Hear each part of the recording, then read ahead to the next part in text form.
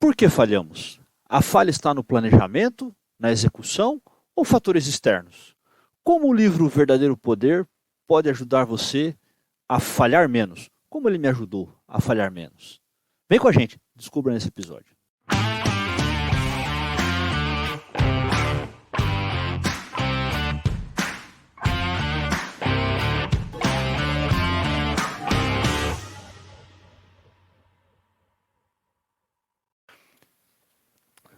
Então, vamos falar um pouquinho já do capítulo 1. Eu vou pontuando algumas coisas que me chamam a atenção no livro. Logo na introdução, ele tem uma figura que é a introdução para a leitura do livro, e logo nessa introdução ele comenta, tem uma figura interessante que mostra esta figura aqui.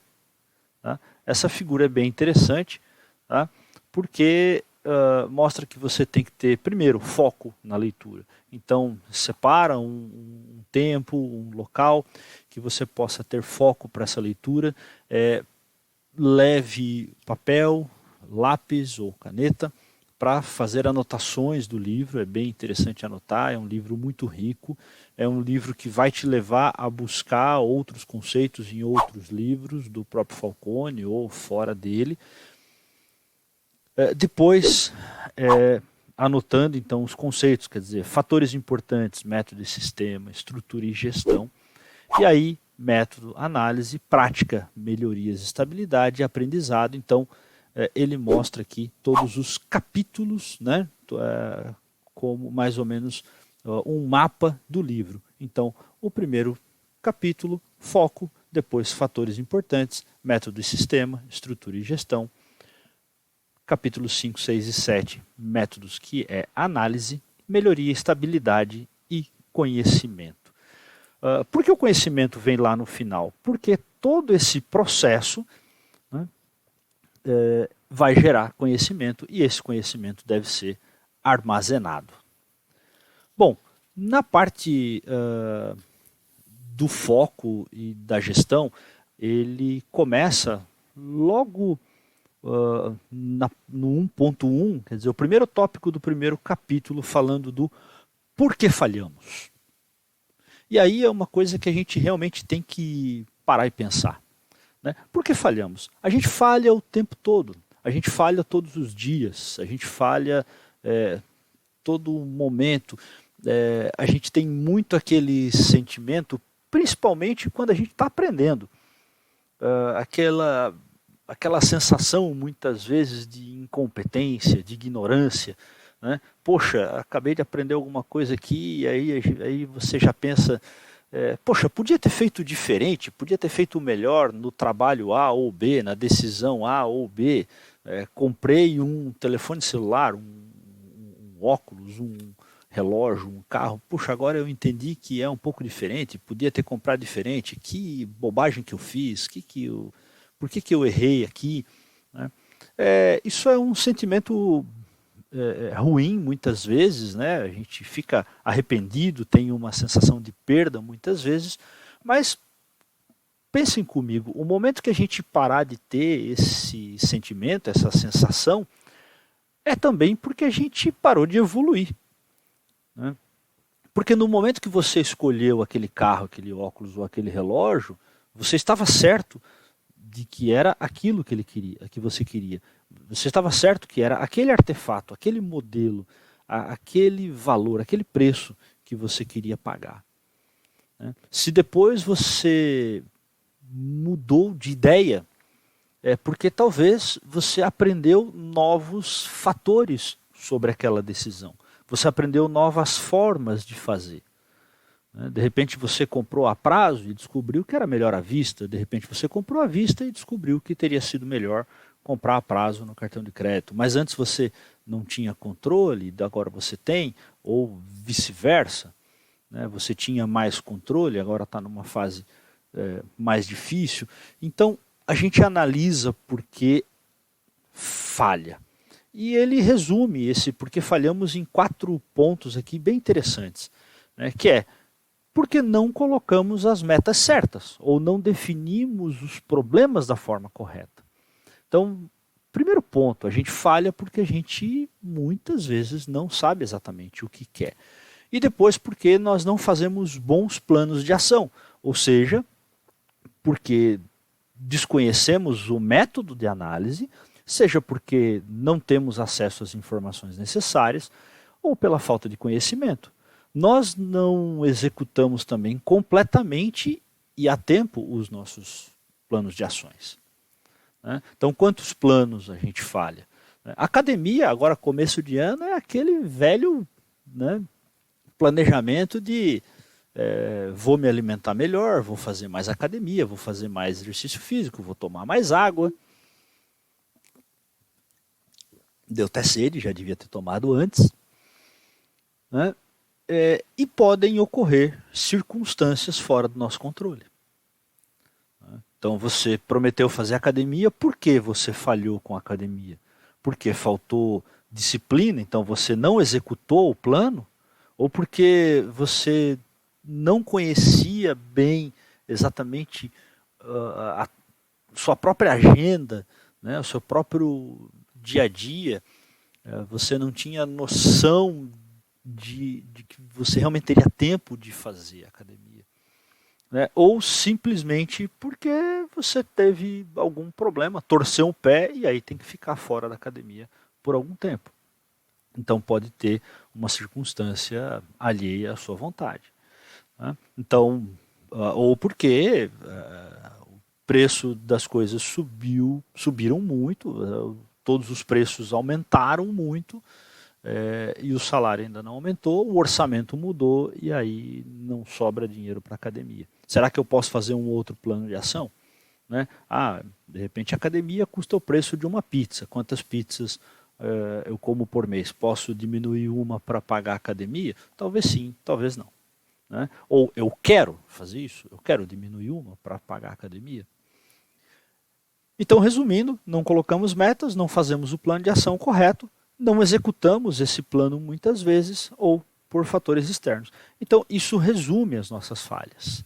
Né? Depois ele fala um pouco de focar a organização.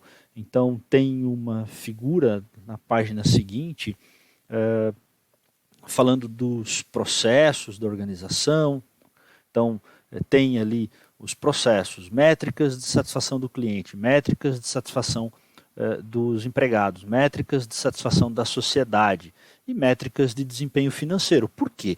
Né? Porque uma das coisas que o Falcone fala bastante é que se não tiver um bom desempenho financeiro, a organização não consegue continuar.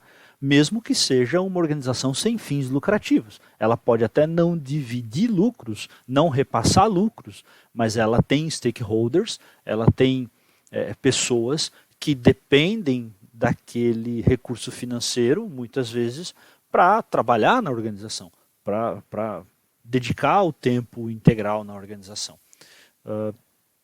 Aí ele traz métricas ali de satisfação. Então, clientes, empregados e sociedade. Quando sociedade, eu penso que seriam todos os demais stakeholders. Né? Então, seria a comunidade.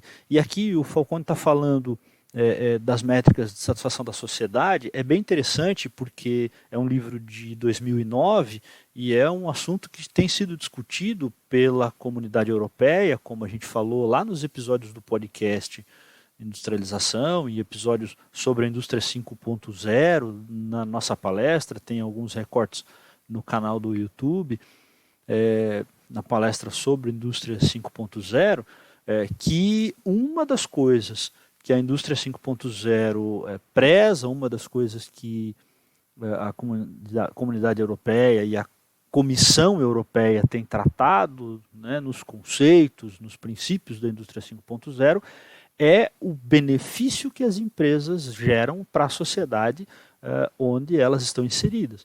Então, desde a sociedade que vai consumir os seus produtos, quanto a sociedade mesmo onde ela está inserida fisicamente, onde essa empresa tem unidade de produção, unidade fabril ou unidades de serviços, né? O que ela gera de emprego, então gera de benefício, mas o que ela pode gerar de consumo de recurso natural, o que ela pode gerar de poluição, será que o benefício é maior do que aquilo que ela está gerando ali de impacto muitas vezes? Então, esse modelo é um modelo das principais métricas, mas também ele alerta que não podem ser as únicas métricas. A questão financeira é bem importante, né? E aí, como a gente leva isso para a vida um pouco, como a gente leva isso para o nosso dia a dia? Pô, será que as decisões que eu estou tomando, as decisões financeiras principalmente, as decisões de trabalho que eu estou tomando, qual o impacto e quais são as métricas de satisfação minha e da família? Eu me lembro de um curso que eu fiz uma vez e o instrutor falando sobre decisões de carreira, e era um curso relacionado à carreira, e o instrutor falou naquela oportunidade de uma forma que me chamou bastante atenção. Ele contou a história de dois profissionais. Um profissional de vendas, um profissional, ele era um representante comercial de uma empresa numa determinada região do litoral. Ele morava na praia. E esse profissional ele recebeu um convite para ser supervisor regional numa unidade longe do litoral.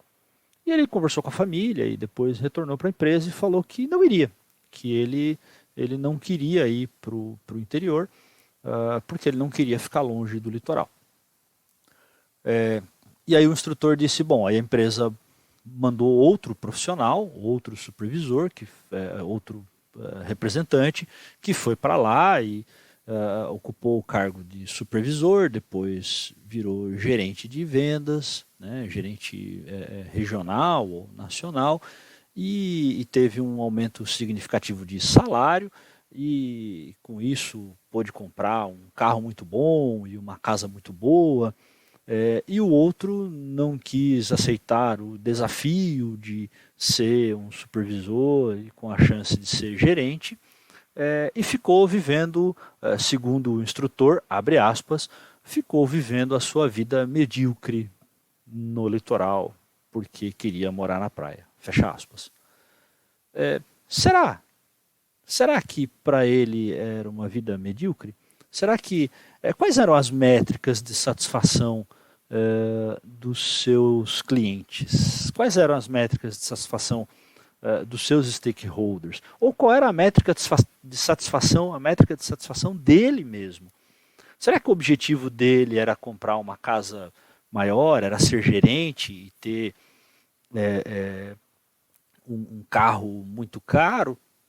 Ou a métrica dele era viver toda a vida no litoral, na praia, porque ele já tinha uma casa confortável, não era uma mansão, mas era uma casa confortável, ele já tinha um carro relativamente novo, confortável, que permitia ele fazer viagens com a família e se locomover para onde fosse necessário. Talvez não desse um status melhor, a emoção de velocidade, mas foi o que ele definiu como métrica. Então, o que importa para cada um? Na minha opinião, o instrutor de carreira não foi muito feliz nessa avaliação. Se o outro queria avançar na carreira, então qual dos dois agiu corretamente? O que ficou no litoral ou o que foi para o interior ser gerente? Os dois. Os dois fizeram aquilo que estavam com vontade de fazer. Os dois fizeram aquilo que queriam fazer. Simplesmente isso. E aí o Falcone continua então no livro falando do foco financeiro, foco no cliente, foco no funcionário, e aí ele discorre em cada ponto desse como você deve focar, que questões você vai olhar, né, para a sociedade, para o cliente, para o funcionário, para definir as métricas. Então, sempre olhando alguns dados, sempre olhando algumas informações, e aí depois ele vai olhar o foco no financeiro, né? A parte, as métricas, né? A parte das métricas financeiras, e aí para métricas de desempenho financeiro, ele dá ali algumas diretrizes. Então, como olhar EBITDA, margem EBITDA, lucro líquido, margem líquida, valor econômico adicionado, fluxo de caixa livre, porque é isso que vai definir, primeiro, isso vai definir valor da empresa, isso vai definir o quanto a empresa vale. Então, por que as ações de uma empresa sobem na bolsa ou caem na bolsa? Né? Geralmente, pela expectativa de geração de fluxo, né? Ou de geração de caixa, que se mede ali pelo fluxo de caixa livre, fluxo de caixa descontado. Então, tem algumas métricas. Então, são essas expectativas que definem o valor de uma empresa. Né, pelas promessas ali que o CEO ou o board faz, isso vai valorizar a empresa ou não. E uma organização sem fins lucrativos, esses dados todos é que vão muitas vezes dizer se aquela organização, ela, como a gente diz popularmente, tem futuro ou não, né? Se ela vai perdurar ou não, se ela vai conseguir se manter dentro do propósito dela ou não. Né? Independente de como seja a captação dela, se é uma captação por venda de produto, doações, né? Ou híbrida, tanto venda de produto quanto doações, mas ela precisa gerir muito bem e ter pelo menos uma previsão dessa entrada e saída de caixa. Tá? Ele fala um pouquinho dos pontos vitais da organização, dá um exemplo da Ambev, né, que fala do custo, né, de alguns custos ali baixos que a Ambev tenta manter, de como o conselho da Ambev trata essas questões de custos. Para quem quer saber mais também da Ambev e de como ela trata isso, o livro O Sonho Grande, né, que fala dos três ali da 3G Capital, fala bastante coisa sobre isso. Agora que você entendeu a importância do planejamento e de uma boa execução, quais são os fatores que devem ser considerados nesse planejamento e nessa execução? Inscreva-se no canal, curta, compartilhe o vídeo e não perca o próximo episódio para descobrir tudo isso.